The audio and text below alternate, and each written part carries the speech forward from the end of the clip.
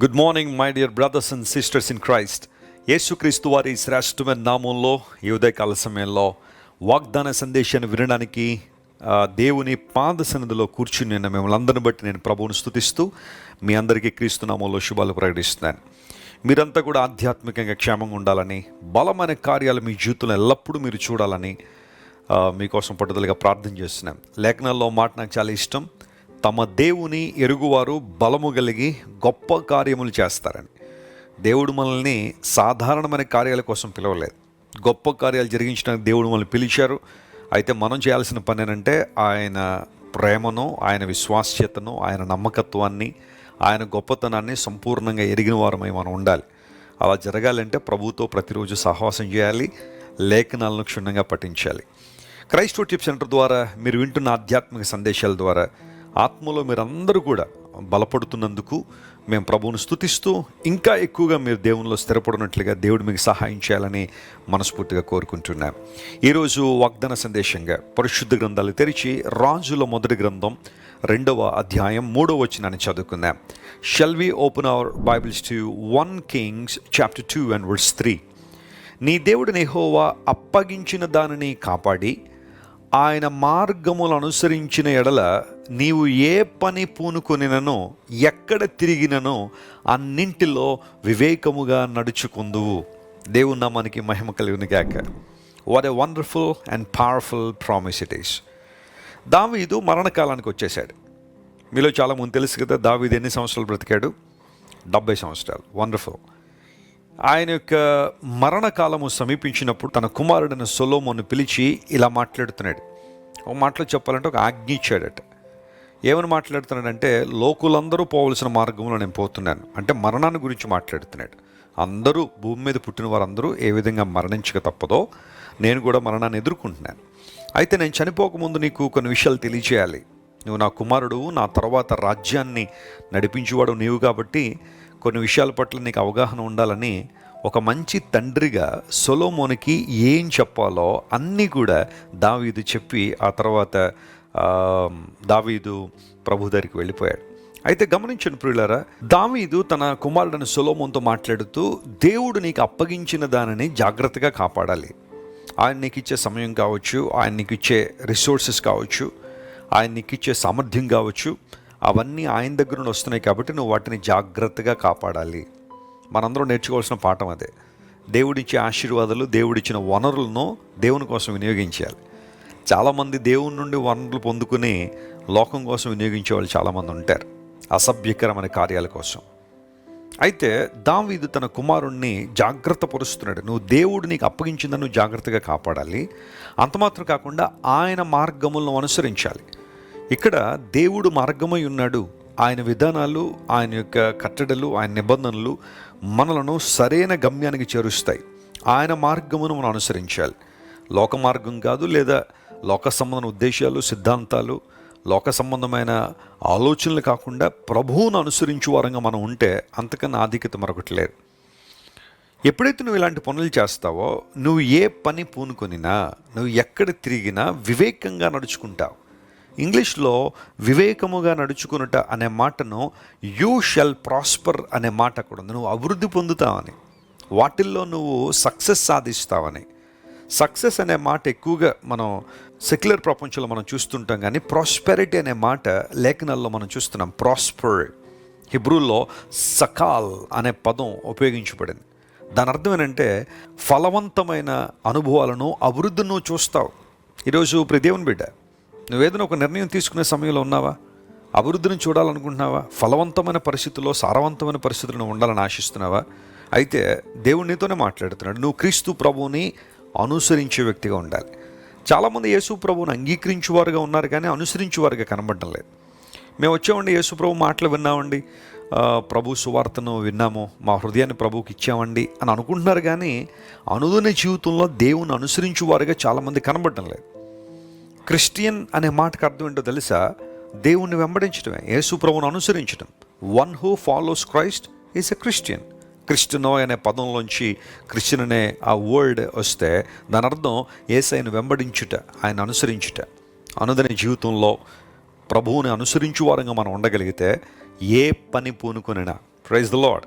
ఈరోజు నువ్వు ఏ పని అయితే చెయ్యాలని అనుకుంటున్నావో, ఏ స్టార్టప్ అయితే చేయాలని ఆశిస్తున్నావో, లేదా ఏ నిర్ణయం అయితే తీసుకుని ముందుకు వెళ్ళాలి, ఒక అడుగు ముందుకేయాలని ఆలోచన చేస్తున్నావో, do it and God will definitely help you and he shawl prosper you.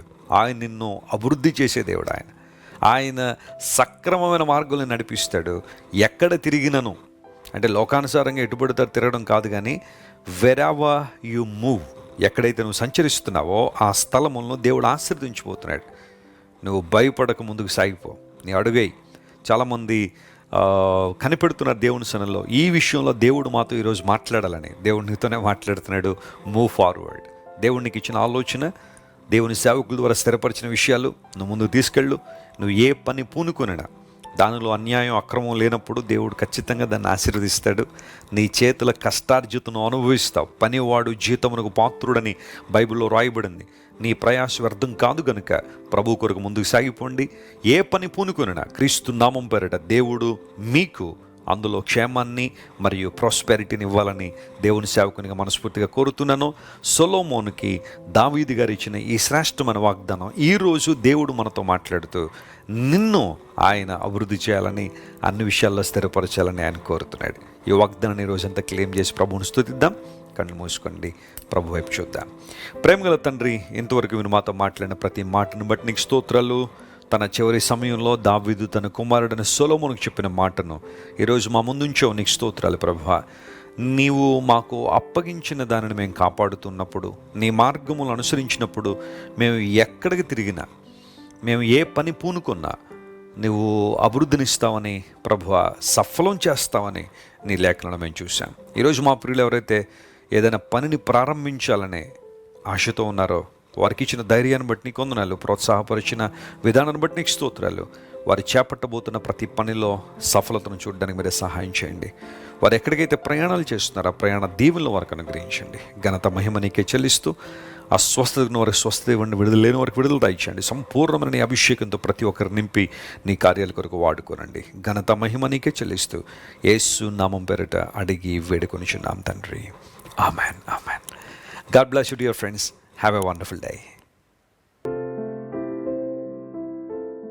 పరీక్షలు రాస్తున్న యవన బిడ్డల కోసం ప్రార్థన చేయాలని నేను దేవుని చేత ప్రేరేపించబడుతున్నాను. మీరు ఏ రకమైన పరీక్ష రాస్తున్నా ఈ ప్రార్థనలు ఏకీవించండి. దేవుడు మీకు జ్ఞానాన్ని దయచేయాలని, అన్ని విషయాల్లో మిమ్మల్ని భద్రపరచాలని మీకోసం నేను ప్రార్థన చేస్తాను. ప్రేమగల మా తండ్రి, గొప్ప దేవానికి వందనాలు. మా యవన బిడ్డల కొరకు ప్రార్థన చేస్తున్నామో, ఎవరెవరైతే పరీక్షలు రాస్తూ ఉన్నారో ఈ సంవత్సరం వారందరినీ నీ దయగల చేతులకు అప్పగిస్తున్నాను. నీ లేఖనంలో రాయబడింది, ఎవరికైనా జ్ఞానం కొదుగుంటే అడగండి, ధారాళంగా దేవుడు దయచేస్తాడని నీ లేఖన భాగాన్ని జ్ఞాపకం చేసుకుని నేను స్తుతిస్తున్నా. అవునయ్యా, మొదట మీరు మాకు ఆధ్యాత్మిక జ్ఞానాన్ని అనుగ్రహించే దేవుడు, ఆ తదుపరి మాకు కావాల్సిన ప్రతివిధమైన జ్ఞానాన్ని నీవు అనుగ్రహించే దేవుడు కనుక నీకు స్తోత్రాలు. బుద్ధి జ్ఞానముల సర్వ సంపదలు ఆయన యందు గుప్తములై ఉన్నవని నీ వాక్యంలో రాయబడిన రీతిగా మా ప్రియులు ఎంతమంది అయితే ఎగ్జామ్స్ రాస్తున్నారో వారికి కావలసిన సమయోచితమైన జ్ఞానాన్ని దయచేయండి. ఏ ప్రశ్నకు ఏ సమాధానం రాయాలో కావలసిన జ్ఞానమును, నడిపింపును మీరు దయచేయండి.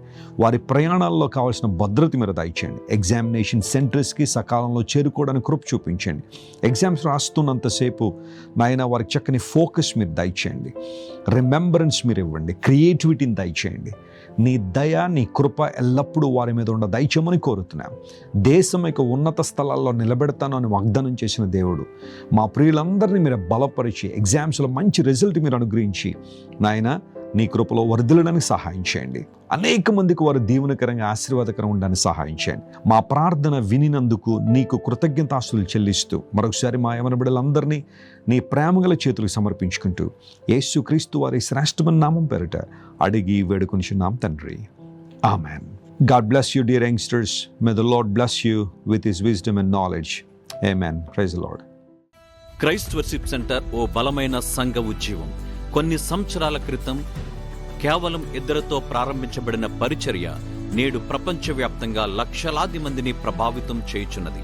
రాజమండ్రి, సికింద్రాబాద్, బెంగళూరు, నెల్లూరు, దుబాయ్, బహ్రైన్, కరీంనగర్, విశాఖపట్నం, గద్వాల్, కొవ్వూరు, మలకపల్లి, శ్రీలంక, భూటాన్, అడ్డతీగల, పాలమూరు, ఒంగోలు, బళ్ళారి, కోరుకొండ, పోతవరం, నల్లజర్ల, వెంకటరామయ్యగూడెం, మచిలీపట్నం, ఇందిరానగరాలతో పాటు అనేక గ్రామాల్లో క్రైస్ట్ వర్షిప్ సెంటర్ ఆరాధనలు జరుగుచున్నవి.